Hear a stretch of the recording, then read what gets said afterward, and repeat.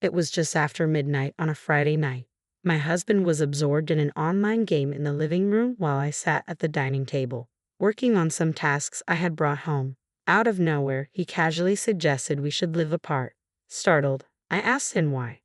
Although we hadn't been getting along well lately, I felt I deserved to hear his reasons. My name is Megan. At the stroke of midnight, as I turned 35, my husband, fully aware of my ongoing infertility treatments, dropped a bombshell. I was so taken aback that my mind went blank. Without tearing his eyes away from the screen, he said, "You just turned 35, right? Even if you got pregnant now, it would be a high-risk pregnancy. So, I've decided to give up on having kids with you. That's why I want to live separately and move in with my mom." What? I don't understand. I was baffled as to why giving up on having kids meant he wanted to live apart from me and move in with his mother. We got married 2 years ago. While I wanted to enjoy our newlywed life for a while, my husband was eager to start a family.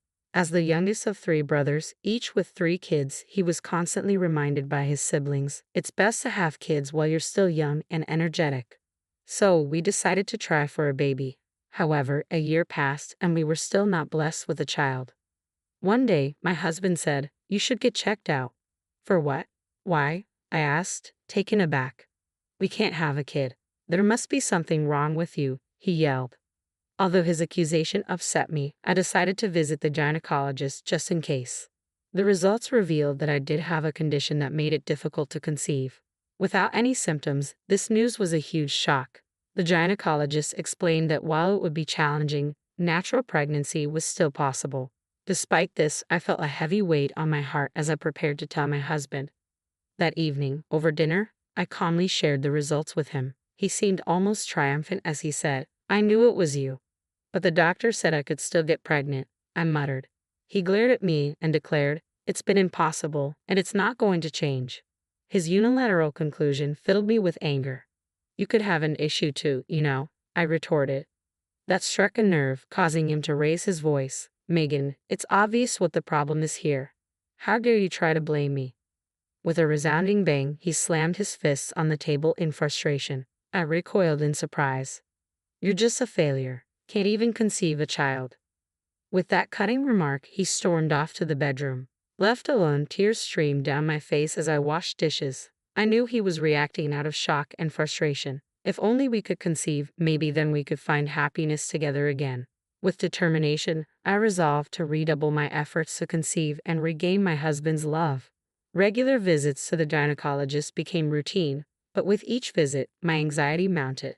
Despite focusing intensely on my most fertile days, success eluded me, fueling my stubborn resolve. One morning, I ventured, "Let's try again tonight, okay?" To my surprise, he met my suggestion with disapproval. "Isn't it a bit awkward to talk about tonight so early in the morning?" Embarrassment flushed my cheeks. Reflecting on it, I realized it might seem strange, but we were a couple. It should feel natural. Suppressing my mixed emotions, I tried gently persuading him. "Don't you want a child too?" But my husband shot back, "I never really wanted a child. It's too expensive. My brothers always said a real man has a wife and kids, so I thought I'd give it a shot. But now that it's not happening because of you, I have a respectable excuse not to care anymore."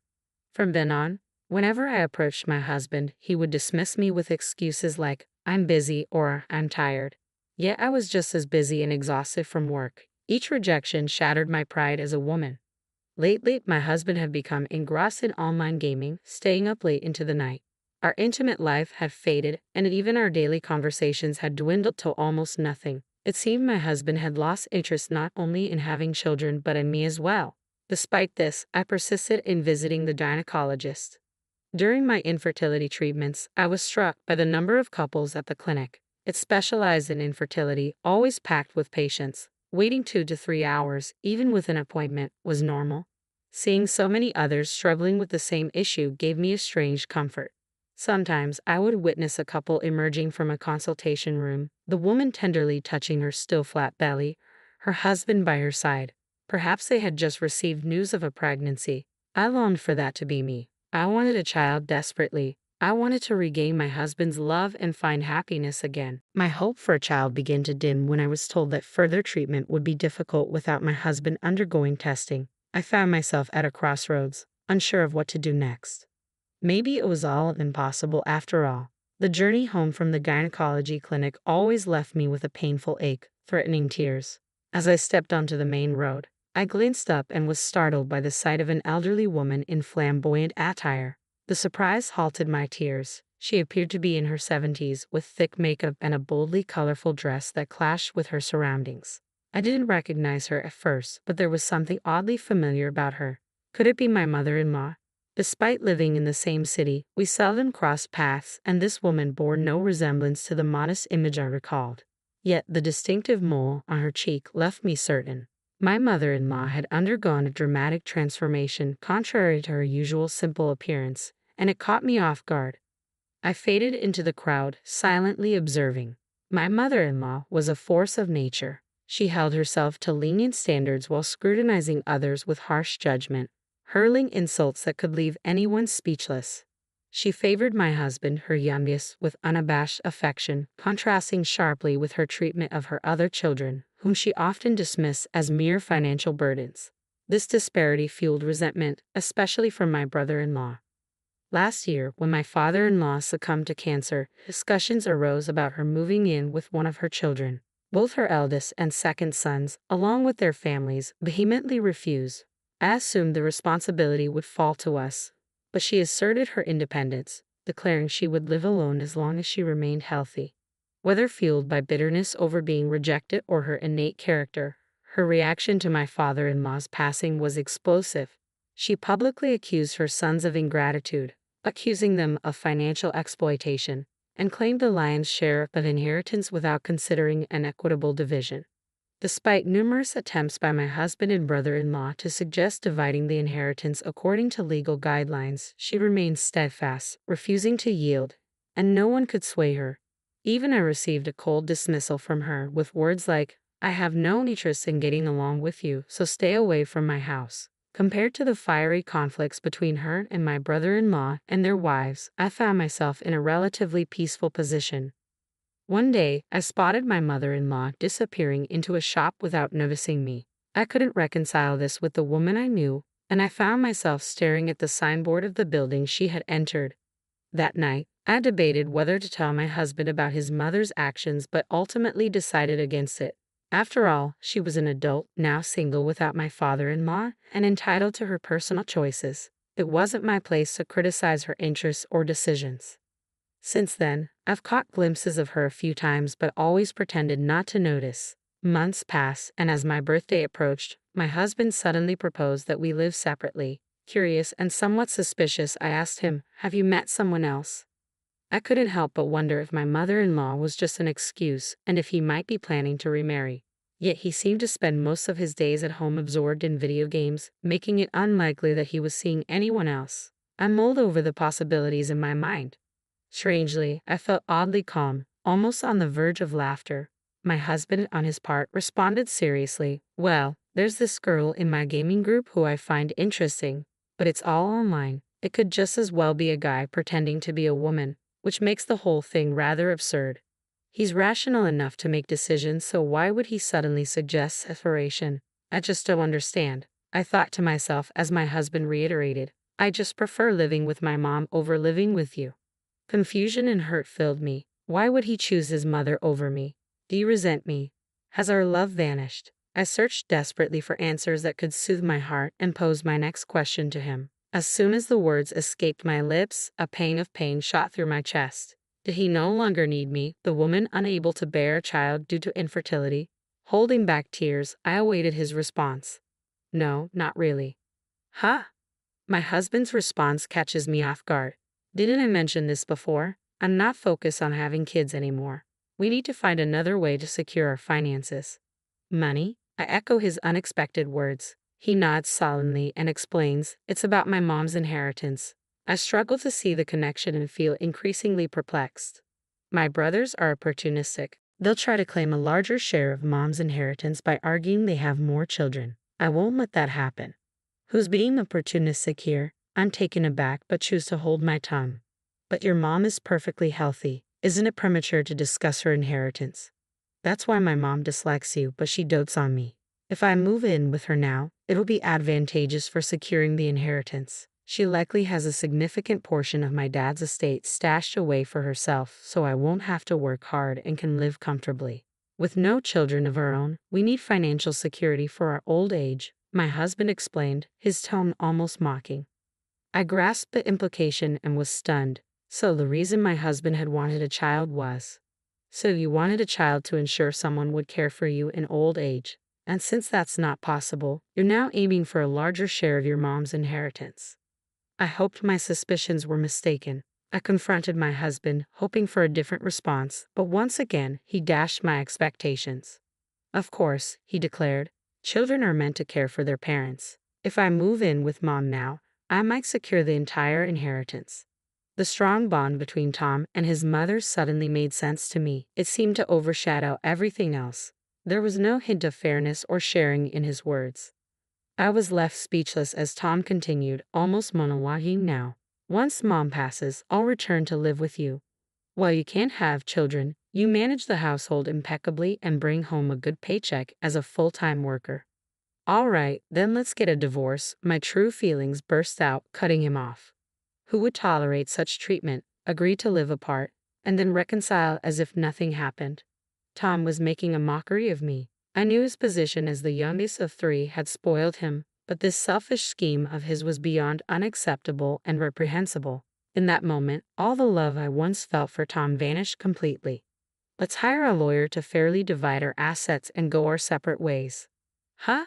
Divorce? I never mentioned divorce. We can simply live apart. Hiring a lawyer seems excessive. Although Tom appeared taken aback at first, my resolve seemed to sway him. No, you'll feel better being single too. I won't be satisfied unless we divide everything equitably through legal means. Bringing in a third party to handle the assets will prevent any future issues, right? Tom smirked smugly and relented. You make a fair point. All right, if I secure a good share of mom's inheritance, my retirement will be comfortable, and I might even consider remarrying. Just make sure you don't regret it, I replied pointedly. Likewise, don't count your chickens before they hatch, he retorted, and be sure you won't regret your decisions.